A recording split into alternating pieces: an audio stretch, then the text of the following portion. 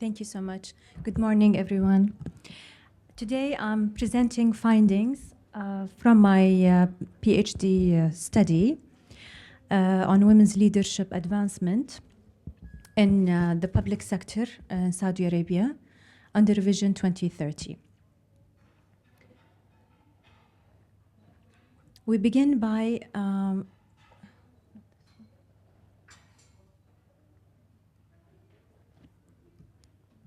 the leadership, the research problem. This is not the correct. I'm sorry. The research problem. This research is situated within a historical time in Saudi Arabia. It is a period characterized by a very rapid transition and transformation across all sectors. But my focus here is on the public sector. Although Vision 2030 have increased the amount of women coming into the workforce, but it not have yet translated evenly. So the research problem here tackles that when organizations change faster than culture, leadership advancement becomes something women must navigate and not simply achieve.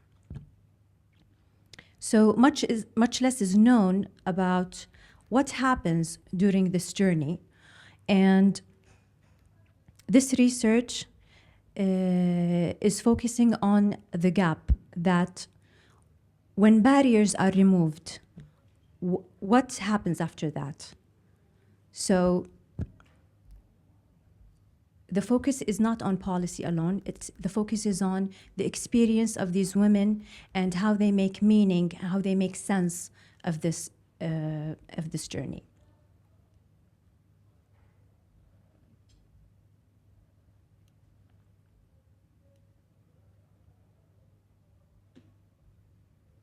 So this is the research question: how is leadership advancement is experienced by these women, and how are they navigating it during the removal of the segregation? The segregation was a main characteristic in the Saudi culture, in public spaces, as well as in workplaces. Within the organization. So after this removal, women are now, and men are working in mixed gender environments.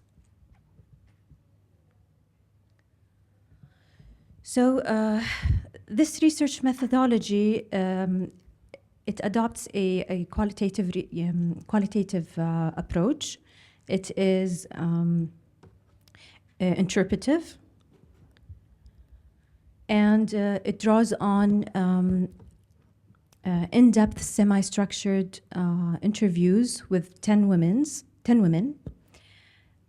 working in the public sector in both government and semi-government institutions and authorities. The analysis that was followed in this research is reflexive thematic analysis, following Brown and Clark's six steps.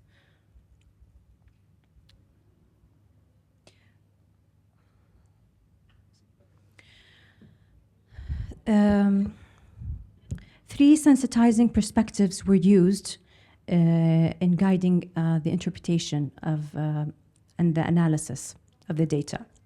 The gender organization system helped explain why formal inclusion does not automatically translate into a recognized authority. The second perspective was the force field analysis.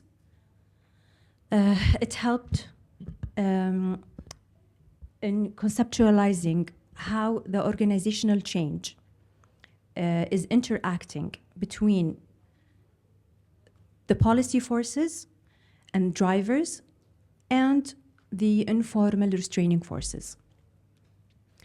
The third perspective used, or theory, is the leadership communication theory, which allowed the analysis of how leadership is enacted through everyday interaction rather than the position alone.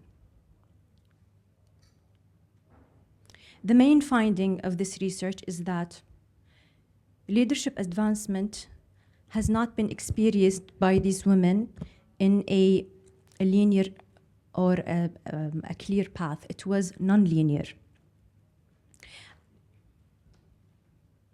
And the participants described the progress and the constraints occurring simultaneously. Advancement has been felt as provisional rather than being secured.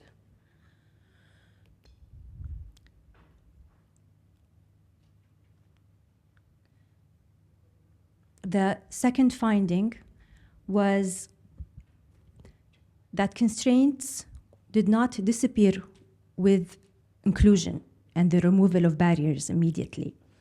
Instead, they have changed form.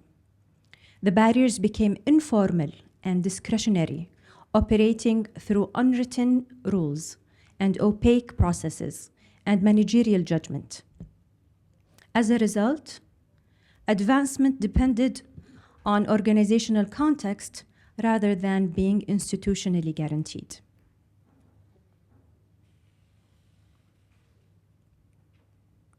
Third finding, advancement was not enacted through communicative agency. Was enacted through communicative agency.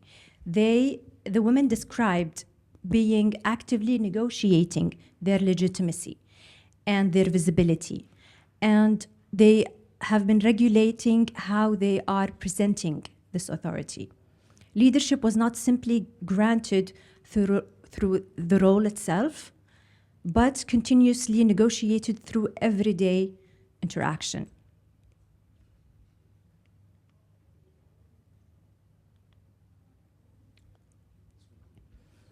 Informal mentoring and peer support played an important role in helping women navigate uncertainty.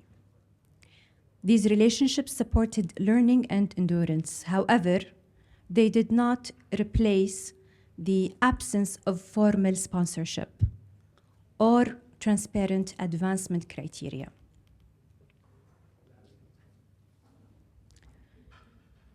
So here we draw together from all of these findings that leadership advancement in the study did not follow inclusion as an outcome by itself, but unfolded as an ongoing process of gendered navigation shaped by informal organizational dynamics.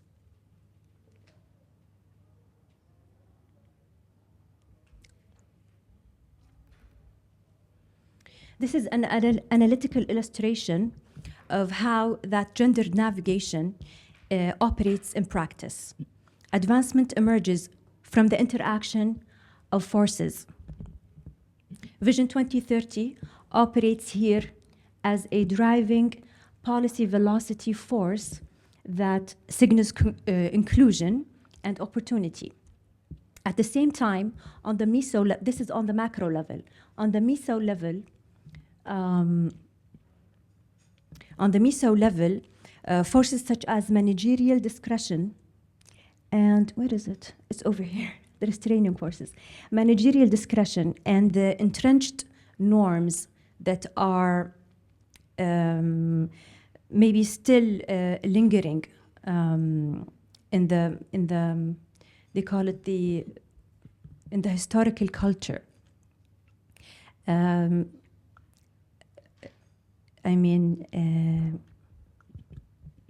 It shaped how advancement of these women unfolds.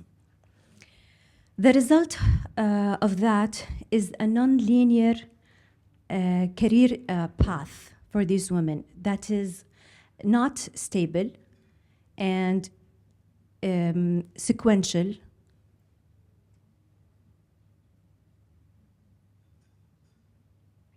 and also characterized by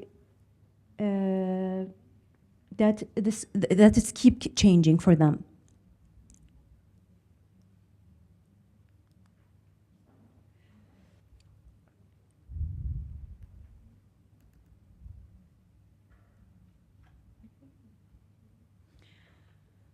So the implications of the findings